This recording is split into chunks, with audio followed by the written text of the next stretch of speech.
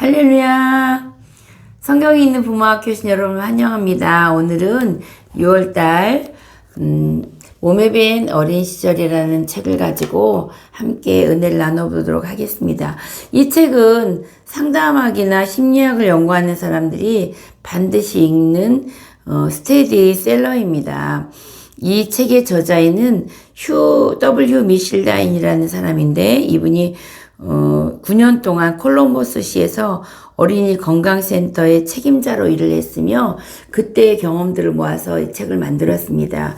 이분에 의하면 어린이들이 정신병원에 입원을 합니다. 그래서 잘 치료해서 병을 낚은 다음에 집으로 돌려보내면 일정 기간이 지나면 이 아이들 다시 정신병이 도져서 다시 입원을 반복했다는 거예요. 그래서 왜 이렇게 어린아이들이 정신병을 집에 돌려보내면 재발해서 돌아오는가를 연구해 보니까 부모님들이 지나친 양육 태도에 의해서 아이들이 정신병을 겪고 그것이 병원에서는 치료가 되나 집안에 가면 재발되므로 그 어린 시절의 양육 스타일에 대해서 이분이 연구해서 규명해 놓은 책입니다. 굉장히 이 책은 읽어볼수록 우리가 꼭 한번 읽어봐서 나와 가족과 자녀들의 정신건강을 한번은 꼭 점검해보고 넘어가야 될 책이라고 생각합니다.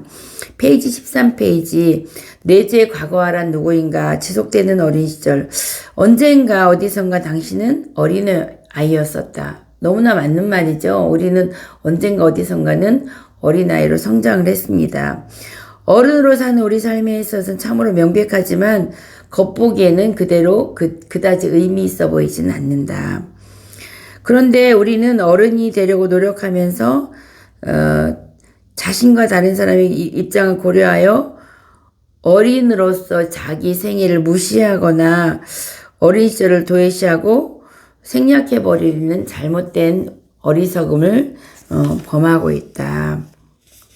어린이 전문 정신과 의사로서 어린이들과 어른들이 자기들의 문제로 고통스러워하면서 느끼는 감정을 남다른 위치에서 관찰할 기회가 많았다. 그런데 사람이 한때 거쳐온 어린 시절이라는 문제가 거듭해서 어른의 세계에서도 일어나고 있다는 것을 발견하였다. 그리고 그러한 감정들의 뿌리를 찾는 과정에서 그것이 어린이에게 볼 수 있는 문제 유발성 태도에서 기인한 것임을 자주 볼 수 있다. 어른의 정신 문제가 어린 시절에부터 문제가 시작되었다는 것이죠. 그래서 그와 같이 어린 시절의 반응이 결과가 어른이 되어서 외로움, 불안, 성적 장애, 우울증, 부부 사이의 불화, 성공을 향한 충동적인 집착 등으로 나타난다는 사실을 알아냈다. 싫든 좋든 간에 우리는 지난날의 정서적 분위기에 묻혀서 살아가면서 현재의 삶에 끼어들고 있는 어린아이기도 하고 동시에 한편으로는 과거를 잊으려고 노력하면서 오로지 현재에 집착해서 살아가는 어른이기도 하다. 그런데 당신의 내재의 과거와는 당신이 어른으로 주는 만족감을 방해하거나 무산시킬 수도 있고 당신을 난처하게 하거나 괴롭힐 수도 있고 병들게 할 수도 있고 당신의 삶을 때로는 풍요롭게 해줄 수도 있다. 그 어린 시절에 겪었던 내면에 내재된 과거아이 곧 성인아이가 우리를 병들게도 하고 우리를 또 성공시키기도 한다. 이렇게 말하고 있습니다.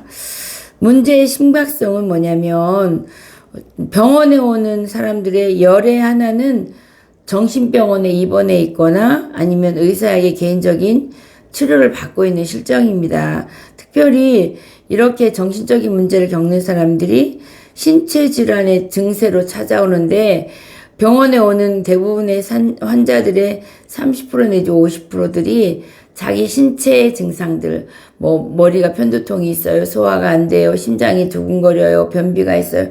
이런 모든 문제들이 어디서 비롯됐느냐? 어린 시절에 가지고 있던 정서적인 문제가 몸으로 드러난 것, 그것을 정신의 신체화라고 하거든요. 그렇게 신체화 증상들이 나타나서 실제 병원에 오는 70%의 환자들이 정신적인 정서적인 문제로 인해서 신체가 병이 들어서 온다고 말합니다. 여기 이 책에서 세 가지 주요한 개념이 있는데요. 제가 설명을 한번 드려볼게요. 페이지 18페이지입니다.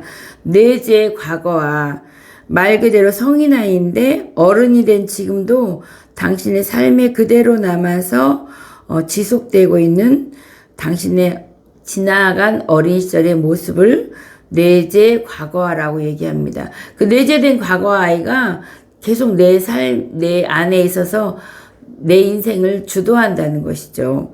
두 번째는 자신에 대한 부모 구실입니다. 이미 당신이 안에 있는 내재된 과거에게 부모로서 행위하고 있는데 우리는 이제 이런 어린아이, 성인아이가 내 안에 있어도 내가 부모로서 행동을 하죠. 이러한 태도에 대한 내재 과거의 반응이 때로는 당신이 부딪히긴 원인이기도 하다. 자신에게 대해서 성인이 되어서 어린아이 모습을 버려야 되는데 어떤 때는 그렇게 하지 못한다는 얘기입니다. 상호 존중. 이미 당신의 내재 과거나 다른 사람과 더불어 지내는 데 필요한 기본적인 태도이다. 내가 과거의 성인아이가 현재의 내와 다른 사람들 사이에서 행동을 할 때 서로 존중해줘야 된다고 하는 이야기입니다. 이러한 개념들은 2차 세계대전이 끝난 뒤에 콜럼버스시에서 어린이 정신건강센터가 개설되자 수많은 사람들이 몰려들었는데요. 이런 사람들을 통해서 정립된 개념이라고 합니다. 우리가 이런 예를 들어서 우리가 한 사람을 예를 들어서 내재된 과거아이가 우리를 어떻게 만드는지에 대해서 한번 이야기를 해보겠습니다. 그 예로 알렉산더 플레밍의 얘기를 한번 해보겠습니다. 이 사람은 페니실린을 개발한 위대한 의학자이고 과학자입니다. 알렉산더 플레밍은 1928년에 푸른 곰팡이로부터 약을 개발했어요. 그 약의 이름이 페니실륨이, 그 페니실린이 되기 전 과정이 페니실륨이라는 물질을 만들어내서 이 플레밍은 이 물질이 웬만한 박테리아나 세균을 다 죽일 수 있는 강력한 항생제라는 것을 알고 있었어요. 그런데 이 사람은 너무 내면적이고 내성적이기 때문에 12년 동안이나 연구를 하면서 이걸 세상에 알리지 않았던 거예요. 왜냐면 목소리 너무 작으니까 이거 너무 좋은 건데 그래도 사람들이 몰랐다는 거예요. 그런데 1940년에 발견한 건 28년에 발견했는데 40년도에 체인이라는 생화학자가 우연하게도 플레밍의 노트를 뒤져보다가 이 페니실륨이라는 물질이 위대하고 큰 기능을 한다는 것을 알아낸 거예요. 그래서 이 사람이 플레밍의 연구를 세상의 약품으로 만들어낸 겁니다. 그것이 1940년 치료용 주사제로 만들어냈습니다. 그러니까 얼마예요? 27년이니까 30년, 12년이라는 세월을 플레밍이 혼자 이거 좋은 건데 하면서 가지고 있었다는 거예요. 말 못하고.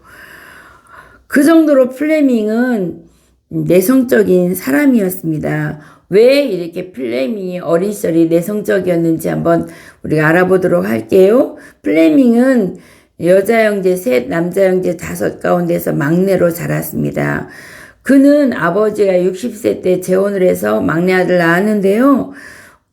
이 아들이 낳은 지 2년 후에 뇌출혈이 일어나가지고 장애를 일으키니까 움직이지 못했습니다. 그리고 아버지가 병을 낳은 후에 2년 후에 돌아가셨어요. 그러니까 플레밍의 기억에는 아버지가 병을 앓고 있는 노약한 아버지의 모습을 보았습니다. 그래서 플레밍의 유일한 기억은 뇌혈로 쓰러져 친절하면서도 안색이 창백하고 수족의 놀림이 불편한 한 노인이 난로 곁에 앉아서 자기가 죽으면 자녀들은 어떻게 될 것인가 걱정하는 모습이 이 플레밍이 가지고 있는 아버지의 마지막 모습이었습니다. 그래서 이 어린 플레밍도 그렇게 내성적이고 나약한 모습으로 자라게 되었던 것이죠.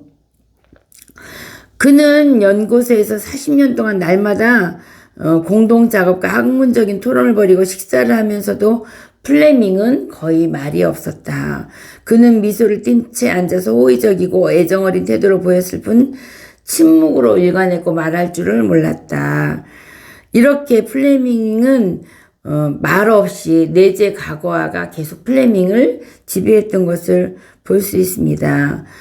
그러면서 나중에 큰 명성을 얻은 뒤에 여전히 내재 과거화로 말미암아 플레밍은 말을 잘하지 못했습니다. 심지어 자기가 사랑하는 젊은 여자 의사한테 청혼할 때도 말을 뚜렷하게 하지 못해서 우물우물 이렇게 말을 하는 것을 젊은 여자 의사가 무슨 말인지 똑바로 해보세요. 이러니까 결국 들어보니까 난 너를 사랑하고 너랑 결혼하고 싶다는 얘기를 정확하게 발음을 하지 못해서 이 여자 의사가 자세히 듣지 않았으면 플레밍은 장가도 못 갈 뻔했다는 이야기입니다. 그렇게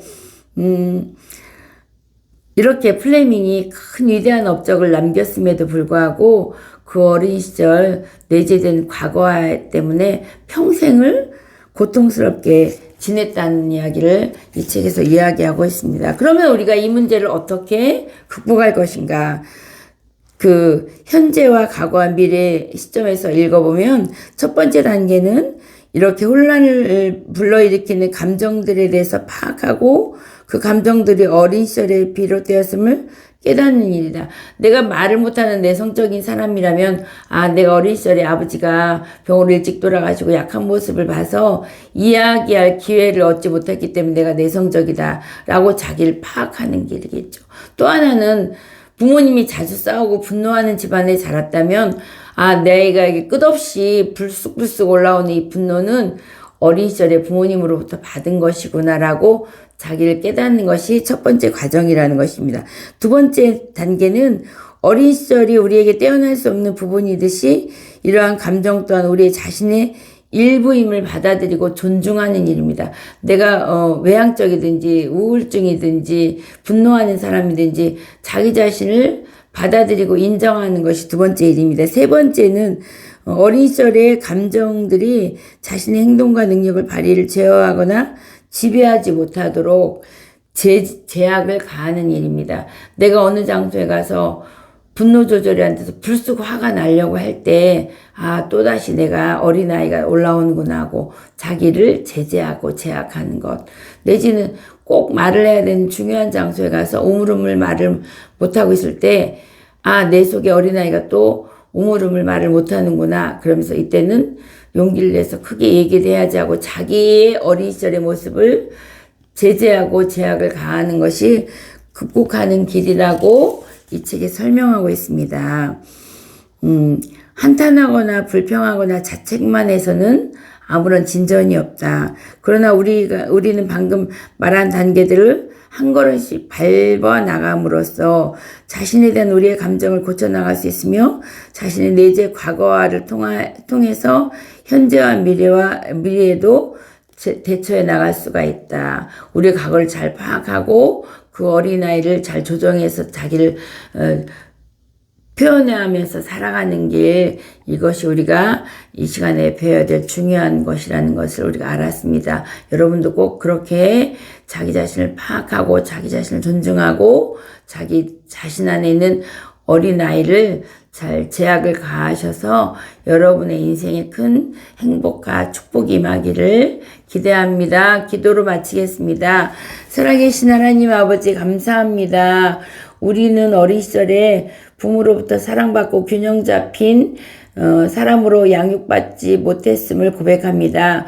우리 안에 잘못된 태도들도 있고 지나친 태도들이 많이 있음을 고백합니다. 그런 지나친 태도와 행동과 감정들이 올라올 때 그것들을 잘 제재하고 제약을 가함으로써 성숙한 어른으로서 행복한 삶을 살아갈 수 있도록 주님 도와주옵소서. 예수님의 이름으로 감사하며 기도려 싸움나이다.